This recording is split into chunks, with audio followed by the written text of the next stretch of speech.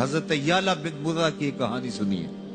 فرماتے غزوے سے ہم واپس آ رہے تھے، راستے میں پڑاؤ ہوا تو حضور ایک درخت کے نیچے استراحت فرمانے کے لیے لیٹ گئے، اور میری ڈیوٹی یہ تھی کہ میں تلوار لے کے حضور کا پہرا دوں. میں کھڑا ہو گیا، باقی لوگ بھی سو گئے، تو میں نے ایک منظر دیکھا کہ دور صحرا میں ایک درخت تھا جو ہلنے لگا.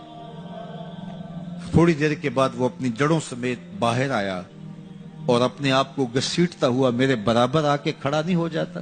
تھوڑی دیر کے بعد وہ واپس وہاں جاتا ہے اور جہاں سے اکھڑا تھا وہاں جا کے دوبارہ نصب ہو جاتا ہے. میرے لیے بڑے اچنبھے کی بات تھی، لیکن میرے پاس کوئی تھا ہی نہیں کہ جس سے میں بات کر سکوں. حضور تھے تو استراحت فرما رہے تھے اور میں حضور کے آرام میں خلل نہیں ڈالنا چاہتا تھا. خیر حضور بیدار ہوئے تو میں نے سلام عرض کرنے کے بعد جو پہلی بات کہی وہ یہی تھی. میں نے کہا حضور وہ جو سامنے درخت ہے تھوڑی دیر پہلے وہ اپنی جگہ سے اکھڑا تھا، شاخوں کے بل اپنے آپ کو گھسیٹتا ہوا یہاں پہنچا، پھر میرے برابر آ کے کھڑا ہو گیا، پھر تھوڑی دیر کے بعد واپس وہاں جا کے نصب ہو گیا. یہ جب کہانی سنائی تو میرے حضور نے تعجب نہیں کیا. اچھا کیسے ہوا، کیسے آیا، کتنا وقت لگا، کتنی دیر ہوئی، کوئی سوال نہیں کیا، بلکہ فرمایا ہاذہ شجرۃ استاذنت ربھا.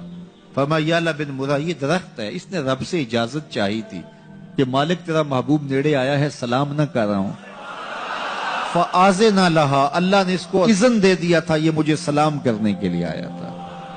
درختوں کے کلیجے بھی تڑپتے ہیں کہ حضور کو سلام کیا جائے. وہ کہانی تو آپ نہیں بھول سکتے جب ایک عربی نے کہا کہ حضور میں آپ کو نبی تب مانوں گا اگر وہ درخت آپ کی نبوت کی گواہی دے گا، آپ اگر اس کو بلائیں گے. تو میرے حضور فرماتے ہیں میں نے کیا بلانا، جا کے تو ہی کہہ دے تجھے اللہ کا رسول بلا رہا ہے.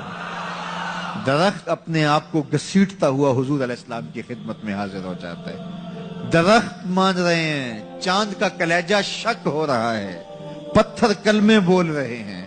حضور کے عشق میں کائنات کے ایک ایک ذرے کا دل دھڑک رہا ہے. وہ کیا کسی نے کہا تھا زمین جل رہی ہے، آسمان جل رہا ہے، محبت میں سارا جہاں جل رہا ہے. پوری کائنات حضور کی آتش محبت میں جل رہی ہے اور حضور کے وصل کے لیے تڑپ رہی ہے.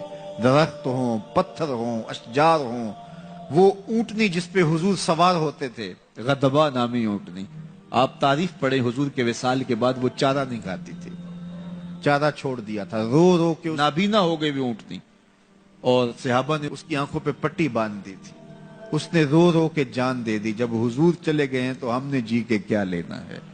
آپ نے محبت کی لوگ داستانیں سنی ہوں گی، محبوں نے محبوبوں کے لیے کیا کچھ کیا، نہریں کھودی، تکلیفیں سہی، اذیتوں سے گزرے، سولیوں پہ چڑھ گئے. لیکن آپ نے آج تک ایسا منظر نہیں دیکھا ہوگا کہ محبوب نے لب پھینکا ہو اور محب نے اپنے ہاتھوں پہ لے کے چہرے پہ مل لیا ہو. محبوب کے وضو کے پانی کو زمین پہ نہیں گرنے دیتے.